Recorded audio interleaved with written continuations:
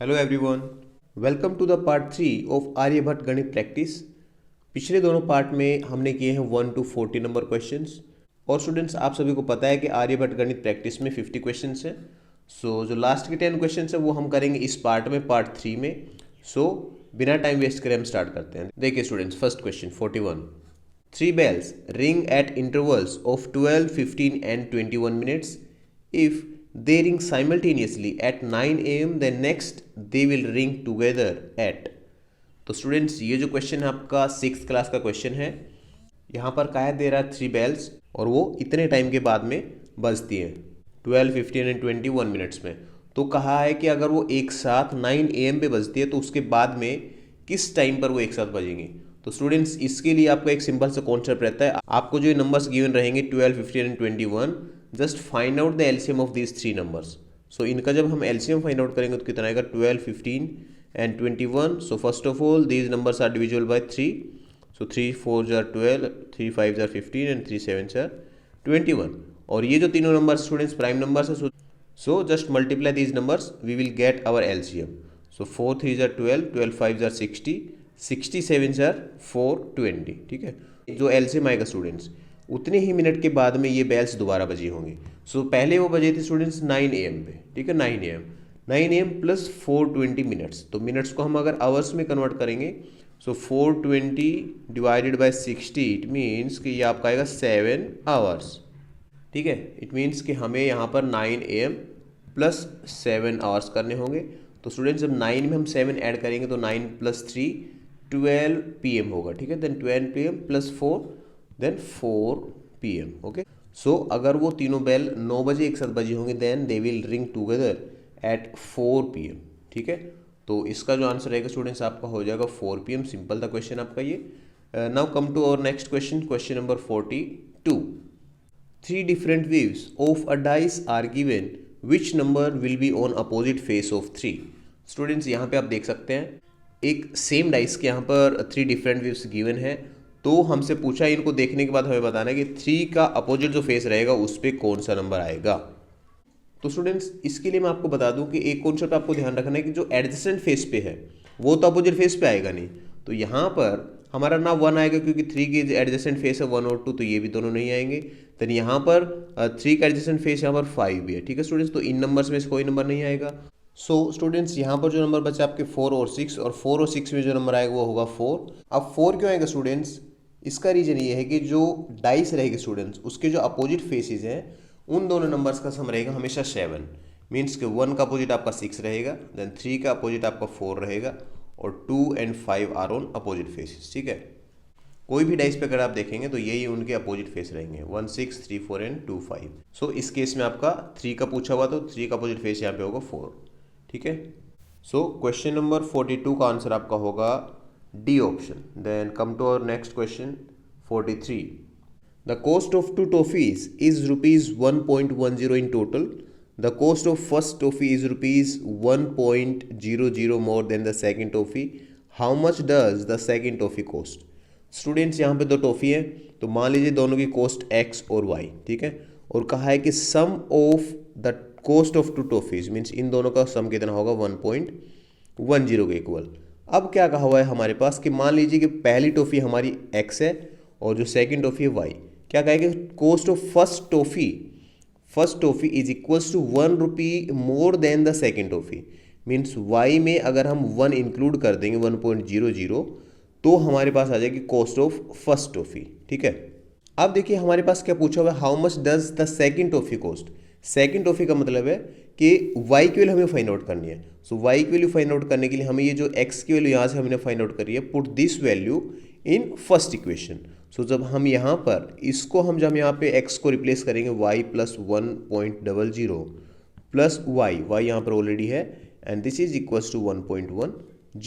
इसको स्टूडेंट्स हम simply solve कर लेंगे, लीनियर इक्वेशन है, y plus y 2y plus 1 is equals to 1.10। ठीक है, और 2y इक्वल्स टू क्या होगा आपका 1.10 माइनस 1.00। तो इसको जब आप सोल्व करेंगे तो ये आएगा students 2y is equals to 0.10। ठीक है, इसको जब आप सोल्व करेंगे आगे तो ये आपका रहेगा y is equals to 0.10 divided by 2। ठीक है ना। और इसको जब आप सोल्व करेंगे स्टूडेंट्स कितना आएगा, y इज इक्वल टू 0.05, ठीक है। सो 0.05 rupees is the cost of second toffee. तो यहाँ पर आपको जो फिल करना वो स्टूडेंट्स रहेगा 0.05, यही आप फिल करेंगे तभी आपका करेक्ट आंसर वहाँ पे शो करेगा। अदरवाइज अगर आप इसके अलावा कोई भी नंबर वहाँ पुट करते हैं 0.05 तो भी आपको वहाँ पे रॉन्ग शो करेगा। सो 0.05 आपका रहेगा करेक्ट आंसर, ठीक है। ये था आपका 43rd question. Now come to और 44 क्वेश्चन।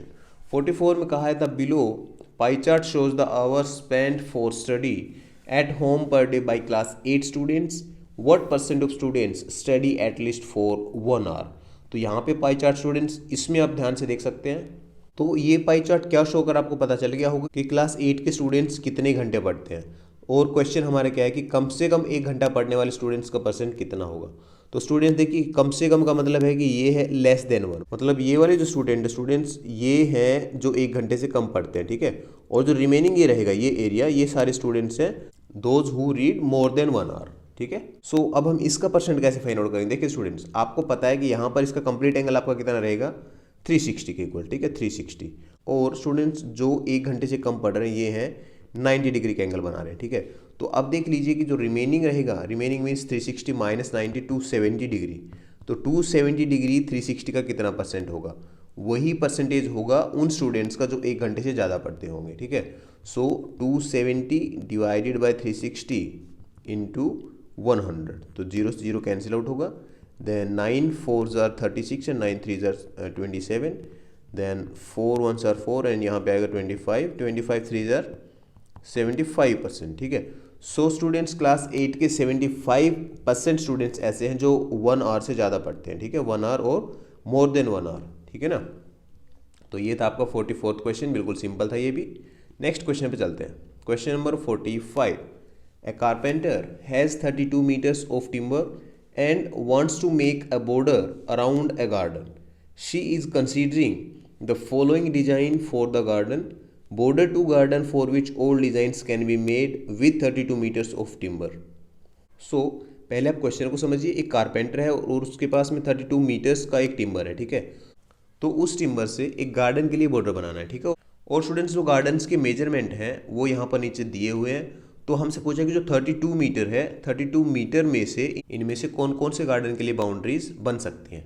तो स्टूडेंट्स इस क्वेश्चन को सोल्व करने के लिए आपको पहले पता होना चाहिए कि इनमें से कौन कौन से गार्डन की पेरीमीटर 32 मीटर है। अगर 32 मीटर से ज़्यादा हुई इनमें से कोई भी गार्डन की पेरीमीटर, तो उस केस में वो कारपेंटर उसका बॉर्डर नहीं बना सकता, ठीक है।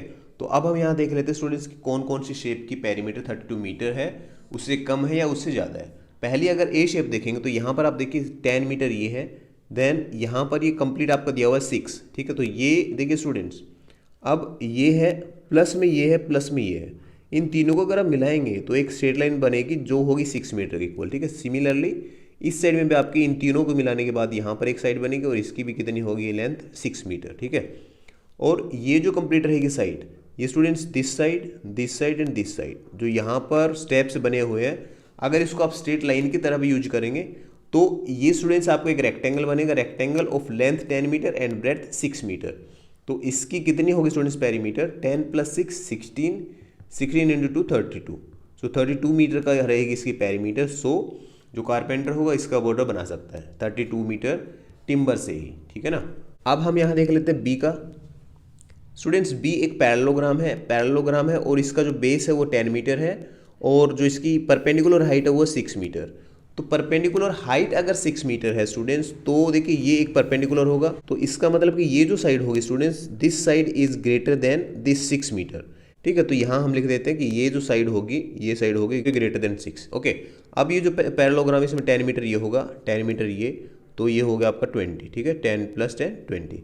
अब ये साइड भी वैसे सिमिलरली स्टूडेंट्स ग्रेटर देन 6 होगी, तो 6 + 6 12 ये हो गया, 20 ये मीन्स 32, और 32 से ज़्यादा है स्टूडेंट्स ये, ठीक है, ग्रेटर देन 32। सो यहाँ पर हम कहेंगे कि जो बी गार्डन है उसके बॉर्डर डिजाइन उसमें 32 मीटर टिम्बर में नहीं बना पाएगा, ओके। सी वाला देखिए, सी में भी स्टूडेंट जैसे हमने ए में जो कॉन्सेप्ट यूज किया वही हमारा सी में यूज होगा, क्योंकि स्टूडेंट्स यहाँ पे कंप्लीट डिस्टेंस आपके 10 मीटर है। अब 10 मीटर अगर ये डिस्टेंस देन ये एंड इस साइड में भी जो ये डिस्टेंस, इनको हम सभी को ऐड करेंगे तो हमारा 10 मीटर ही आएगा। सिमिलरली स्टूडेंट्स जो ब्रेड्थ रहेगी इसमें भी हम जब ये प्लस ये इनको जब आप स्ट्रेट करके जब ऐड करेंगे तो इसकी लेंथ भी कितनी होगी 6 मीटर, ठीक है। Similarly this is equals to 10 and this is equals to 6, so इसकी जो पेरीमीटर होगी वो भी होगी 32 मीटर, ठीक है ना। सो जो सी गार्डन है इसके बॉर्डर के डिजाइन भी 32 मीटर टिम्बर से बन सकता है।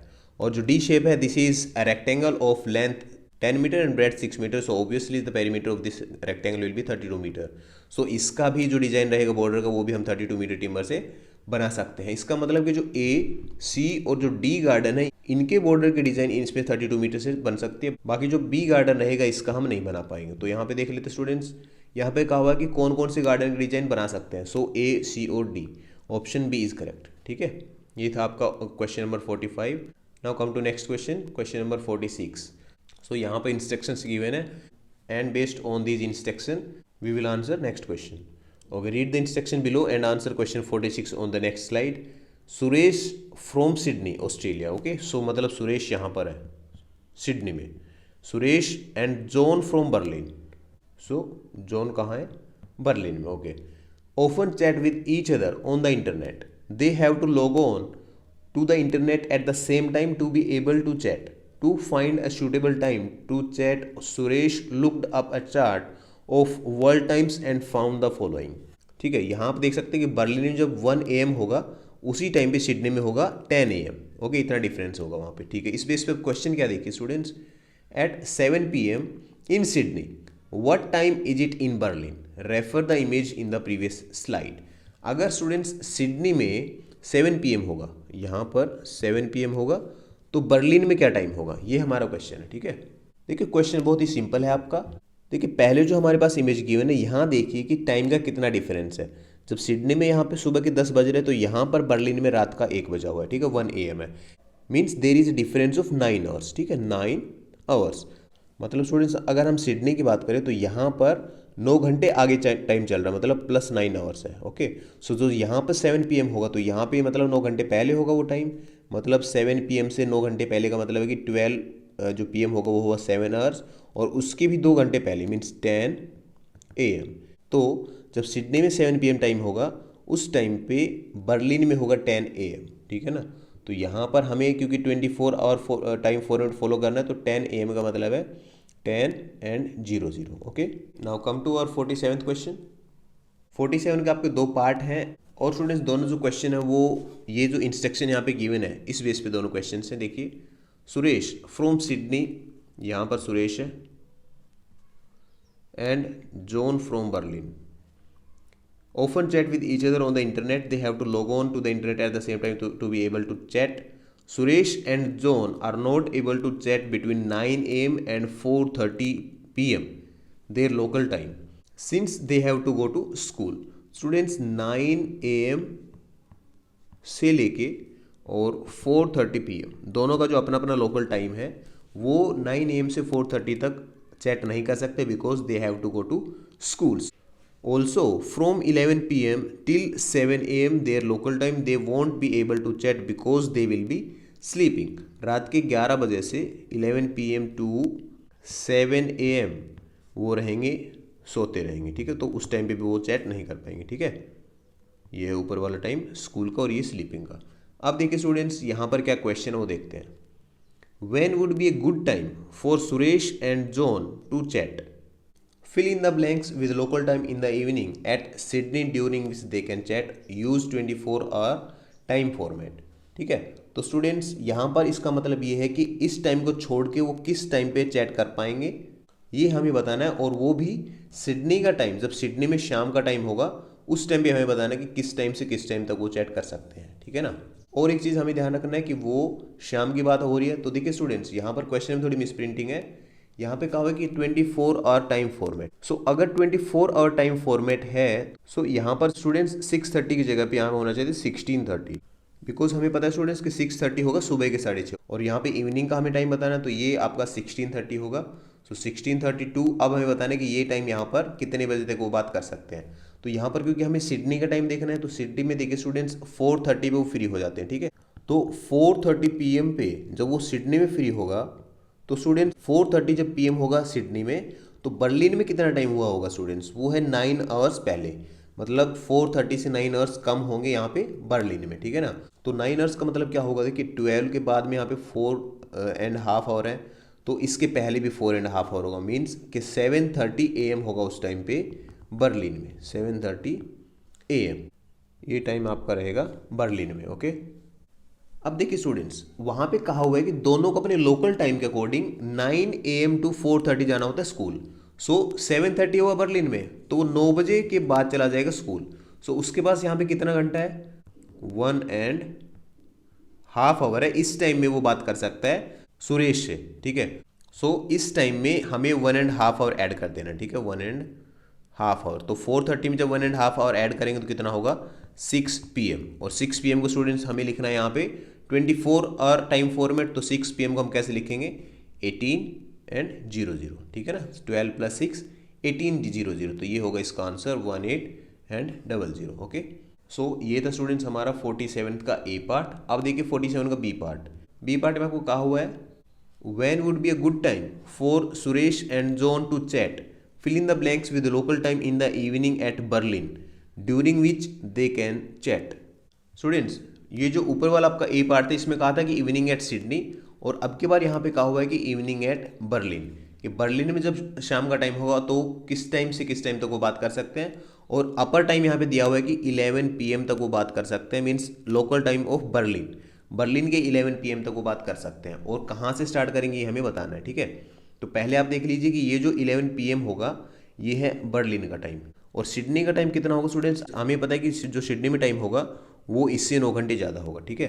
तो सिडनी का टाइम कितना होगा, 11 AM + 9 8 AM, ठीक है। अब देखिए स्टूडेंट्स, सिडनी में है सुबह के 8 बजे हुए हैं, ठीक है। अब कितने पहले से शुरू कर सकता है, क्योंकि वहाँ पे कहा हुआ है कि जो स्लीपिंग टाइम है वो डेली उनका 7 बजे तक होता है। यहाँ पे 8 AM है, तो कहाँ से स्टार्ट कर सकता है वो, 7 AM टू 8 AM वहाँ पे बात कर सकता है। इसका मतलब कि 23 से 1 घंटा पहले से यहाँ पे बात करना स्टार्ट कर सकते हैं वो। तो 22 जो टाइम रहेगा वो होगा वहाँ पे बर्लिन का टाइम, ठीक है। मीन्स 10 PM से स्टार्ट कर सकते हैं, कब तक, 11 PM तक, ठीक है। तभी यहाँ पर क्योंकि जो सिडनी में टाइम रहेगा वो टाइम होगा 7 AM, because they can not chat before 7 AM, because from 11 PM to 7 AM is the sleeping time of Suresh and John, ठीक है ना। तो इसका आंसर आपका होगा 22 और यहाँ पे होगा 00, क्योंकि स्टूडेंट्स 10 PM था तो इसको हमें 24 आवर फॉर्मेट में लिखना था, तो ये आपका हो जाएगा 2200। So this is our 47th question. Now come to our 48 and 49th question which are based on a pie chart. यहाँ पे देख सकते हैं आप pie chart, the graphics below show information about exports from Zedland, a country that uses zeds as its currency. Observe the graphics carefully and answer to questions in the next slide. So जो first यहाँ पे figure है इसमें तो कहा हुआ है कि जो जेडलैंड कंट्री है उनका एक्सपोर्ट दिखाया हुआ है, export from few years, 1996, 7, 8, 9 and 2000 years, ठीक है। तो इसमें इतना मिलियन जेड्स का वो एक्सपोर्ट कर रहे हैं। और जो सेकंड है, ये जो पाई चार्ट है स्टूडेंट्स, यहाँ पे कहा हुआ है कि जो 2000 ईयर है इसमें एक्सपोर्ट कौन कौन से फील्ड में कितना एक्सपोर्ट हुआ है वो यहाँ पर ये पाई चार्ट रिप्रेजेंट कर रहा है। अब देखिए क्वेश्चन क्या कहा हुआ क्वेश्चन में 48, what was the total value in millions of zeds of exports from Zedland in 1998। तो 1998 में जेडलैंड में कितना एक्सपोर्ट है स्टूडेंट्स, देखिए यहाँ पर 27.1 मिलियन ऑफ जेड। सो 27.1 इसका होगा आंसर, 27.1। ओके, आपका इजी क्वेश्चन है ये। Then come to 49th question, what was the value of fruit juice exported from Zedland in 2000। So 2000 पे जो एक्सपोर्टेड यहाँ पर है, देखिए जूस कितना % है, यहाँ पर जूस है स्टूडेंट्स ये रहा फ्रूट जूस 9%, ठीक है। 9% ऑफ टोटल है स्टूडेंट्स 100%, ठीक है। अब टोटल मीन्स टोटल एक्सपोर्ट इन 2000, और टोटल एक्सपोर्ट हमें पता है कि कितना है 2000 में स्टूडेंट्स। देखिए यहाँ पे जो बार ग्राफ में दिया हुआ 2000 का कितना है एक्सपोर्ट, 42.6 मिलियन जेट्स, ओके। और टोटल का 9% है fruit juice exported. So 9% of this amount will be the distribution of fruit juice export from Jetland. So simply जब हमें ये फाइंड आउट करना होगा तो क्या होगा, 9/100, और किसका है ये 9%, 42.6, क्योंकि टोटल एक्सपोर्ट है 2000 में कितना 42.6। यहाँ पर जीरो को हटाने के लिए हम यहाँ पे 10 लगा देते हैं। अब इसको मल्टीप्लाई करके लिख लीजिए यहाँ पे कितना आएगा, देखिए 9 6 are 54, 5, then 9 2 are 18, 18 + 5 23, then 2, then 9 4s are 36 plus 2 38 divided by 1000, ठीक है। सो 3.824 और यहाँ पर स्टूडेंट्स राउंड ऑफ में अगर आप देखेंगे सो 3.8 होगा इसका करेक्ट आंसर, क्योंकि आपका आया 3.824 मिलियन जेट्स, तो इसका जो राउंड ऑफ में यहाँ पे लेंगे 3.8 मिलियन जेट्स, ठीक है। So E part is the correct answer of 49th question. Now come to our 50th question and last question of our Aryabhat Ganit practice. There are 25 girls in a class. The average height of the girls is 130 centimeter. Look at the image on left and identify the statements which are false. तो वहाँ पर total girls हैं 25 और जो average height है वो 130 centimetre. अब यहाँ पर जो स्टूडेंट स्टेटमेंट्स हैं इनमें बताना है कि कौन सी सही है। ये स्टेटमेंट मैंने यहाँ पे जूम करके दिखाई हुई है। देखिए first statement, if there is a girl of height 132 centimetre in the class, there must be a girl of height 128 centimeter. No, it is not compulsory that if the height of one girl is 132 then other girl must be of height 128 centimeter, ठीक है, जरूरी नहीं है। Second statement, the majority of girls must have height 130 centimetre, ये भी जरूरी नहीं है, तो ये भी आपका फॉल्स होगा और ये भी आपकी फॉल्स स्टेटमेंट होगी। थर्ड स्टेटमेंट देखिए, if you rank all the girls from the shortest to tallest then the middle one must have a height equal to 130 centimetre. No, not compulsory, ठीक है। 130 एवरेज है, इसका मतलब ये नहीं कि उसमें एक लड़की की हाइट 130 सेंटीमीटर होना जरूरी है, कुछ और भी हाइट हो सकती है, ठीक है। इसका एग्जाम्पल अभी मैं आपको लेके दिखाऊंगा। एक बार आप फोर्थ स्टेटमेंट वो देख लीजिए। फोर्थ स्टेटमेंट आपकी है, half of the girls in the class must be below 130 centimetre and half of the girls must be above 130 centimetre. No, this is also not compulsory. Students यहाँ पर average height आपकी 130 centimetre है, ठीक है, तो जरूरी नहीं कि आधी लड़कियों की हाइट उनसे कम होगी और आधी की ज़्यादा होगी। हाँ, ये कंपल्सरी है कि कुछ की उससे कम होगी, कुछ की उससे ज़्यादा होगी, ठीक है, बट ये कंपल्सरी नहीं कि आधे की ज़्यादा होगी आधे की कम होगी, ठीक है ना। अब ये आप एक एग्जाम्पल से समझ सकते हैं। मान लीजिए स्टूडेंट्स आपके पास 3, 5 और 7 एंड 8 ये 4 नंबर है, इनकी एवरेज अब कितनी होगी एक बार निकाल लेते हैं। 8 + 7 15, 15 + 8 ये होगा 23। सो 23 और एवरेज निकालने के लिए डिवाइडेड बाय 4, तो इसको जब आप सोल्व करेंगे तो कितना आएगा 5.6। देखिए एवरेज ये है, तो क्या इनमें से कोई 5.6 नंबर है? नहीं है, तो इसके लिए हमारी 130 सेंटीमीटर वाली ये स्टेटमेंट गलत होती है। अब क्या कहा हुआ है कि अगर 5.6 इसकी एवरेज है, सो जितना डेटा इससे ऊपर वाली साइड बढ़ाएंगे उतना यहाँ पे नीचे वाली साइड भी बढ़ाएंगे, और वो दोनों डेटा इसमें होना जरूरी है। देख लेते हैं एक बार, 5.6 में अगर 0.2 ऐड करते हैं तो 5.8 और इस साइड में 5.4, क्या ये दोनों डेटा इसमें प्रेजेंट है? नहीं है, तो इसका मतलब ये भी गलत होगा, ठीक है। अब जो आपकी जो नेक्स्ट स्टेटमेंट है उसमें कहा हुआ है कि 5.6 है, मेजोरिटी है कि ज़्यादातर नंबर्स इस रेंज में होंगे, 5.6 के ही होंगे, तो इसमें तो ऐसा नहीं है, 5.6 का एक भी नहीं है, मेजोरिटी तो दूर की बात है, तो ये भी आपकी गलत होगी। ऐसे स्टूडेंट्स ये सारी स्टेटमेंट गलत होंगी। सो इसका जो करेक्ट ऑप्शन आपका रहेगा, statements 1 2 3 4 are false, all statements are false, option C. और इसी के साथ हमारे आर्यभट्ट गणित प्रैक्टिस के सारे क्वेश्चंस कंप्लीट होते हैं स्टूडेंट्स। आई एम श्योर कि आप लोगों के सारे क्वेश्चन समझ आए होंगे और काफ़ी इंटरेस्टिंग भी लगे होंगे। सो स्टूडेंट्स, हमारी आज की वीडियो में इतना ही। Stay tuned and subscribe the channel for regular updates. See you all in the next video. Thank you so much.